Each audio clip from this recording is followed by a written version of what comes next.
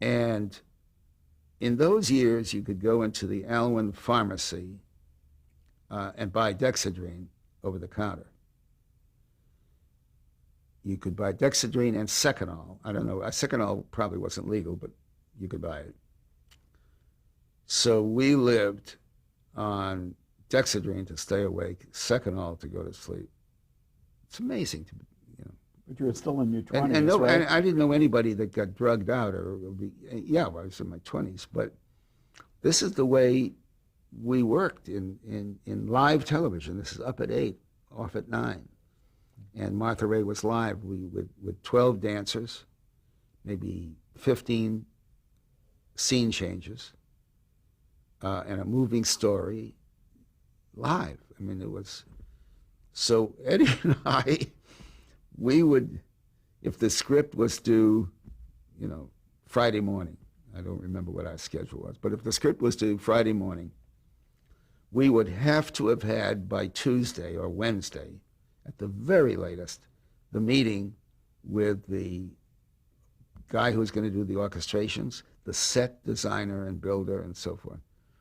And even then, we would barely know what the hell we were going to do, but we would say the kitchen, park, you know, street corner, and not have written it, but have a thrust of where we were going and these songs. And then we'd sit down and write for 18 hours and sleep for 4 and then write. But the way Eddie and I worked was he took one part of it, I took another part of it. We talked endlessly first, and then I would rewrite him, he'd rewrite me. What was his strengths? Ed Simmons? Yeah. Just a wonderful, wonderful comedy writer. Right. And the lover of what he did. Brought great enthusiasm to it? He brought enormous enthusiasm. Was comedy his He's focus? the guy who came to California to write comedy. Right. I did not. Right. He's the guy who, you know, enticed me, induced me to do a couple of things with him until we started to have a career. Highly intelligent guy? Oh, sensitive? Highly intelligent guy and too good a poker player. We had too much time alone together and played too much poker, at which I lost all the time. I'm sorry, not poker, gin. We played it's hard gin. to play poker with two people. Yeah, we played gin endlessly when we should have been working, and I lost all the time. Were you working with other writers? We did work with other writers on the Martha Raye show. It was the first time. As a matter of fact, Danny and Doc Simon were working with us. We had hired them to work with us on the Martha Raye show. Could you see the talent there? Oh, yes. Oh, yes. They were both terribly funny. They were both. I can't honestly say I could see this amazing playwright, you know, so full for so many years of so much, but he was terribly funny and gifted. In fact, although it would be jumping the gun to get into it, the first thing you did in motion pictures was a Neil Simon play. Come Blow Your Horn. Years later, Bud and I were at Paramount Pictures to do television. But Neil Simon sent me. He was still Doc then. He sent me a play called One Shoe Off, which he was trying to mount at Bucks County, and he needed $75,000 to put it on. A fellow by the name of Jack was running Paramount Studios, just lost his name, and I took the script to him, and I said, I think there's a movie in this, and he agreed.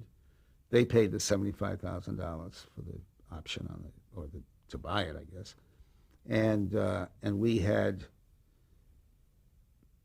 It later became Come Blow Your Horn. We had Come Blow Your Horn, and the next two scripts, if we were ever to write another play, we had the next option on the next And two. Come Blow Your Horn did get produced on Broadway as well.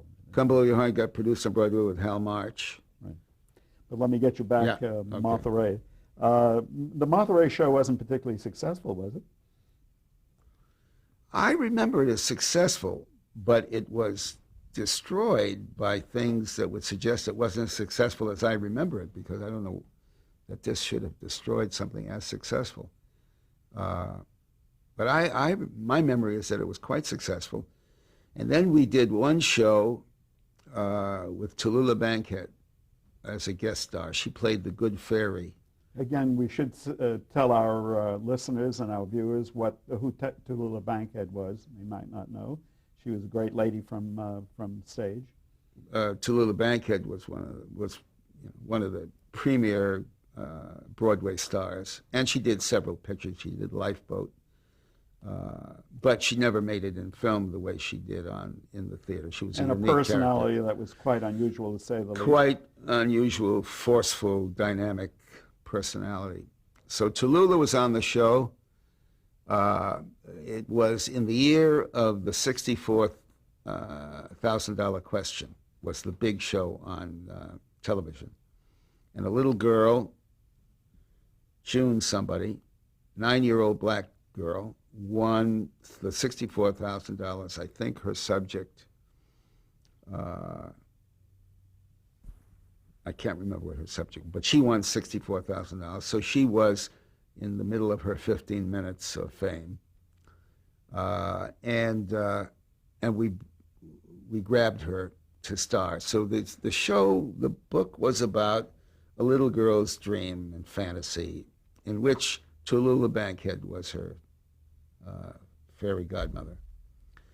And the show was hilarious. Martha was hilarious, and Tallulah was wonderful. And at the end, it bows. Tallulah picked this child up, and both Martha and Tallulah hugged and kissed this child.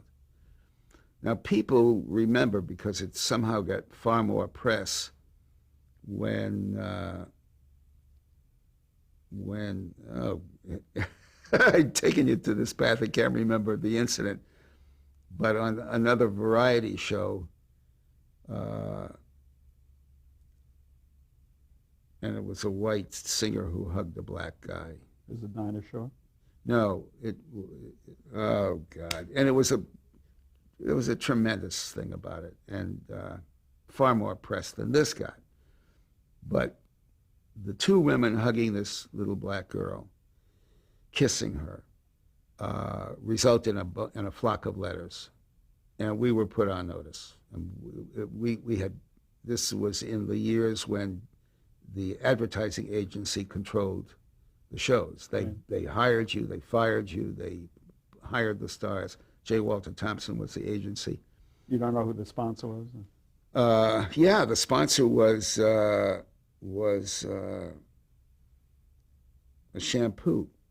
The sponsor was the Revlon company, but I'm trying to remember the name of the guy, because in those years things were far more personal, and you saw him. Charles Revson. Charles Revson. And yeah. And it was very upsetting to them. The next show, we had Douglas Fairbanks was the guest. Senior or junior? Huh? Senior? No, junior. He was married to Lady somebody. And we did a takeoff in the course of this story on Guzzler's Gin, which is the famous Red Skelton, well, preceded Red Skelton really too. Somebody is drinking gin unconsciously and thinks they're drinking something else, and they're getting drunk in the course of it.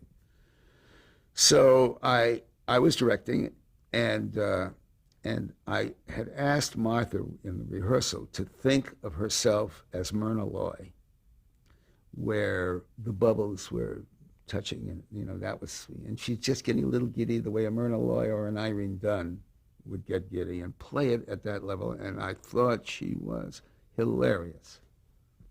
Evidently, Nick Condas, the aforementioned Nick Condas, her manager, and a wonderful guy, but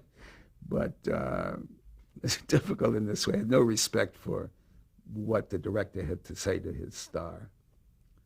And he evidently, I learned later, said to her just before we went up, "Hey, Martha, it's not the way you do a drunk. Anybody can do a drunk like that. You do it drunk." So, on the air, live, No opportunity to stop it and cut it. Martha, instead of playing this tipsy Myrna Loy kind of person, played Martha Ray, which is to say she went. She poured it down her breast. She poured it under her arm. A little vulgar. God almighty, she brought the house down. She couldn't have been funnier. And the last thing she did was, after taking a whole big swig, she went into Fairbanks's face. And the makeup is coming down his face, you know, because he had not expected it. And that killed us. I mean, that was the end of the Martha Ray show. We may have done another one or so, but we had hell to pay.